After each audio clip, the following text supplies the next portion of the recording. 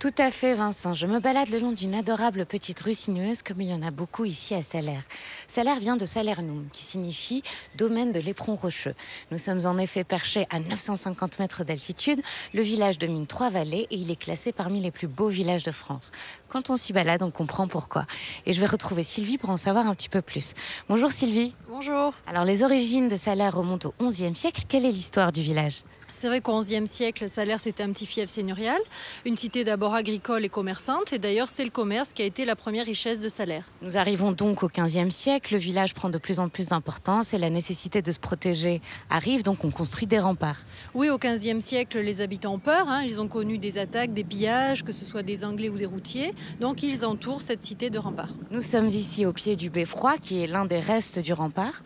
Oui, c'est une des deux portes restantes, avec une partie de l'enceinte, et cette porte, elle est assez emblématique. Elle se compose d'une tour carrée à laquelle vient s'accoler une tour ronde. Et au sommet de cette tour carrée, on a un campanile en fer forgé avec une cloche qui date de 1509. Et qui est symboliquement très importante. Oui, puisque c'est à cette époque-là que les habitants ont obtenu la franchise municipale. Ce qui est assez étonnant quand on arrive ici à Salers, c'est que la ville est totalement grise. Oui, et c'est sûr que c'est lié à notre situation géographique. Les pierres que vous voyez, c'est du basalte, de la pierre de brèche. Et c'est sûr, c'est de l'extraction locale, on va dire. On a également un adorable toit en lauze qui tapisse absolument toutes les bâtisses. Et ce qui est intéressant, c'est que justement, on retrouve des bâtisses assez cossues.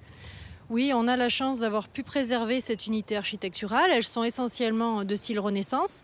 Et la place principale, la place Tissandier, en est un très bel exemple. Alors il y a énormément de choses à visiter ici à Salers, notamment une église sublime qui date du XIIe siècle. Oui, cette église, elle est composite. C'est vrai qu'il n'en reste plus grand-chose. Du XIIe, on a ce mélange de style gothique et roman. Et puis son mobilier qui vaut le détour, aussi bien au niveau des tapisseries que sa mise au tombeau. Se balader dans Salers, c'est faire un bond dans le temps, au Moyen-Âge. Vous me disiez que vous adoriez faire visiter cette ville à vos enfants, vous y baladez avec eux. Pourquoi vous prenez plaisir à vous balader ici ? Ah oui, c'est sûr qu'à Salers, c'est un voyage dans le temps. Moi, c'est vrai qu'enfant, je m'y suis promenée. Aujourd'hui, j'y viens en famille et c'est toujours agréable à la fois de flâner dans les rues, à la fois de profiter du point de vue que l'on peut avoir à l'esplanade. Et puis, c'est vrai que l'été, un petit limonaire fait la joie des enfants.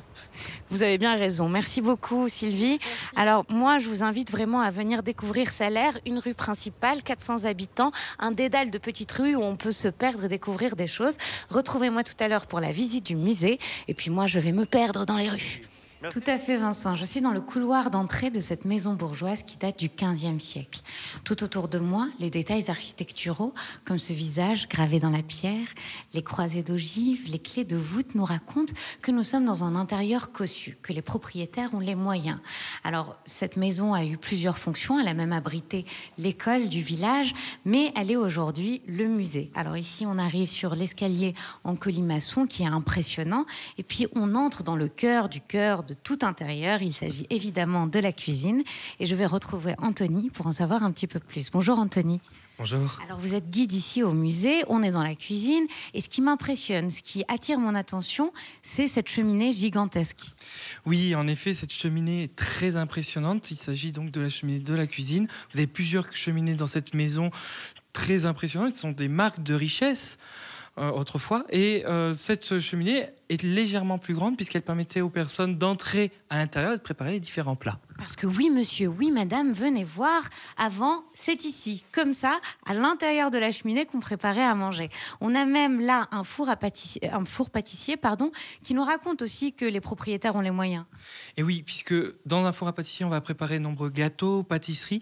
Or, au XVe siècle, c'est essentiellement la bourgeoisie et les personnes fortunés qui vont manger donc de ces sucreries. Ah, d'accord. On va peut-être sortir. Il y a énormément de pièces ici dans cette maison qui nous racontent un petit peu l'histoire de l'évolution du village et de sa population.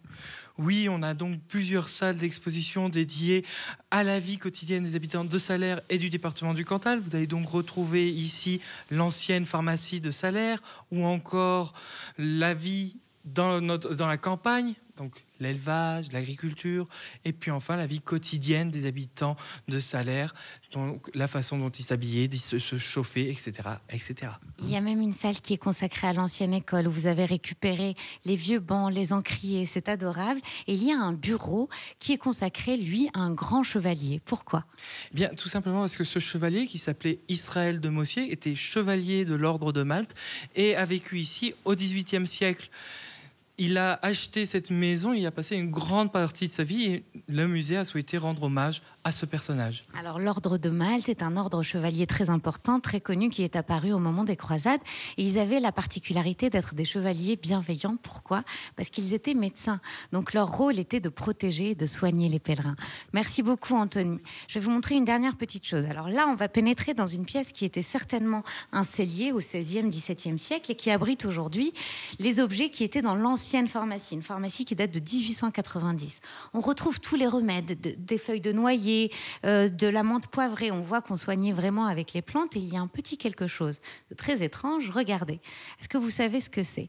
Eh bien, c'est des vipères rouges qui sont plongées dans de l'alcool et c'était censé soigner les maux de ventre et les rhumatismes. Alors, moi, je ne sais pas si je vais trinquer au jus de vipère, mais par contre, je vous invite à venir découvrir ce musée. Il y a plein de choses vraiment très étonnantes, très instructives à y découvrir.